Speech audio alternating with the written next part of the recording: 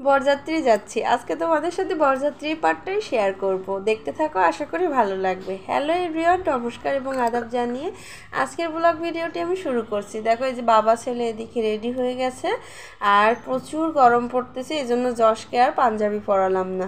তো এদিকে আমিও রেডি হয়ে নিয়েছি, আর এখন একটু মেয়েকে বললাম আমাকে একটু ভিডিওটা ধরে দাও মা। তো এই যে আমাকে একটু ও কীভাবে তুলেছে জানি না, কেমন পেরেছে টেরেছে, একটু মানিয়ে নিও তোমরা সবাই। তো যাই হোক, তারপরে চলে এসেছি সোজা বরের বাড়িতে। এসে দেখি সবাই রেডি, একদম সবাই সাজুগুজু করে বরযাত্রী যাওয়ার জন্য রেডি। এদিকে পাড়ার সব মা কাকিরাও বরকে বিদায় দিয়ে দিয়েছে। ওই যে সামনের বরের প্রাইভেট কার যাচ্ছে, আর এখানে যে আরাধ্যার বাবা সামনে সিটে বসেছে, আর আমরা পিছনের দিকে সবাই বসেছি। তো আমাদের বরযাত্রীতে যাচ্ছে হচ্ছে একটা প্রাইভেট কার আর দুইটা হায়াস আর দুইটা বাস। তো এই আর কি আমাদের বরযাত্রী ছিল, আর আমরা সব ননদেরা এই গাড়িতে উঠেছি, আর আমার শাশুড়ি মা ছিল সাথে। আর সবাই তো গাড়ির মধ্যে অনেক আনন্দ, নাচানাচি গানের সাথে করতেছিল, তো সেগুলো দিলে তো কপিরাইট খেয়ে যেতাম, এই জন্য আর দিতে পারলাম না। তো যাই হোক, তারপরে এই যে আমরা চলে এসেছি বরের মানে যে বিয়ে বাড়িতে আর কি। তো এসে এই যে বরের গাড়ি থেমেছে গেটের মুখে, আর এদিকে বাজনদারেরা অনেক সুন্দর করে বাজাচ্ছিল, তো সেটা তো আর দিতে পারলাম না ওই কপিরাইটের ভয়ে। আর এদিকে সবাই গেট ধরেছে, আমাদের একটা রীতি আছে যে বরের গেট ধরতে হয়, মেয়ে বাড়ির লোকেরা সবাই গেট ধরেছে। এদিকে শাশুড়ি মা বরকে প্রদীপ দেখিয়ে গাড়ির থেকে নামিয়ে নিয়েছে। তো এখন হচ্ছে শাশুড়ি মা জামাইকে বরণ করবে গেটের কাছে বসিয়ে।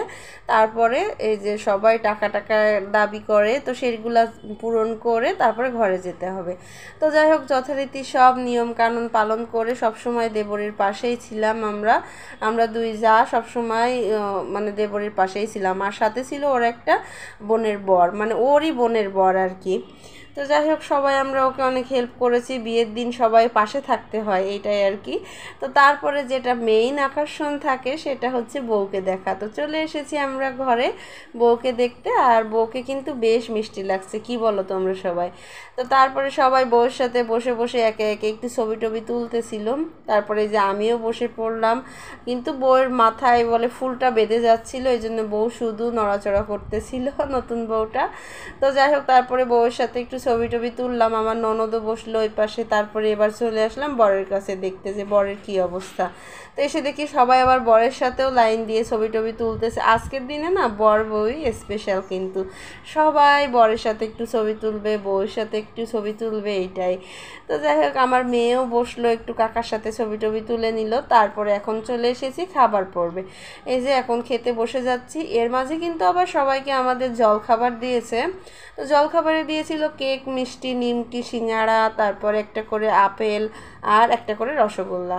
তো খেয়ে দিয়ে তারপরে কিছুক্ষণ ঘোরাঘুরি করলাম, তারপরে এখন চলে এসেছি খাবারের প্লেটে। তো খাবারে ছিল এই যে প্রথমে পড়েছে চর্বির ডাল, তারপরে দিয়েছে এই যে রুই মাছ, তারপরে ডিম ভুনা, তারপরে চিকেনের রোস্ট, তারপরে ছিল আনলিমিটেড খাসির মাংস, যে যত পিস খেয়ে পারে, তারপরে ছিল হচ্ছে দই, রসগোল্লা। তো এগুলো খাওয়া দাওয়া করলাম সবাই মিলে বসে, আর তারপরে এসে দেখি এদিকে বিয়ের কাজ পুরোপুরি শুরু হয়ে গেছে, আর আমরা খাচ্ছি, তার মধ্যে মালা বদল, সাত পাক সব কিছু পর্ব শেষ হয়ে গেছে। আমরা সেটা মিস করেছি, তো তোমরাও মিস করে গেলে। আজকের মতো তবে এই পর্যন্তই, টাটা বাই বাই।